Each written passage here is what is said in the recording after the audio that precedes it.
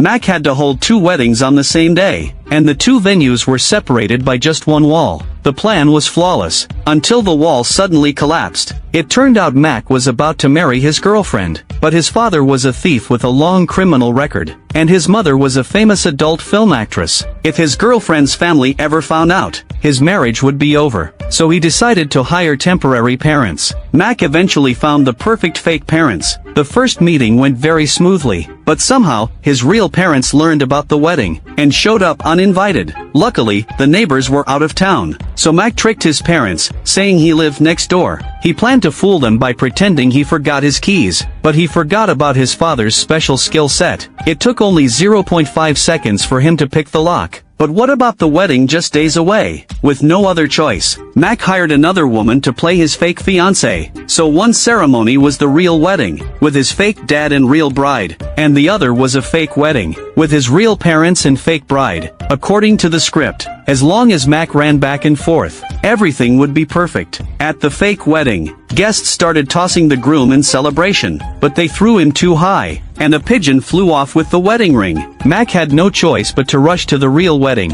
Then Mack noticed a drone in the sky, filming both weddings. He exchanged a quick glance with his best friend. They instantly understood each other. After some quick maneuvering, they not only seized the drone, but also spotted the pigeon carrying the ring. Meanwhile, the neighbors came back, and seeing their house like that, they immediately called the police. The cops accidentally knocked the fence down. Now both sets of guests were staring at each other. Realizing things were going south, Mack quickly hid under the table. But the fake bride and the real bride started fighting, which instantly sparked an all-out brawl between the two sides of guests. At that moment, Mack and his buddy were whispering under the table, not noticing the microphone lying right next to them. Their entire scheme was broadcast loud and clear to everyone, with no way out. Mack had no choice but to confess everything in public.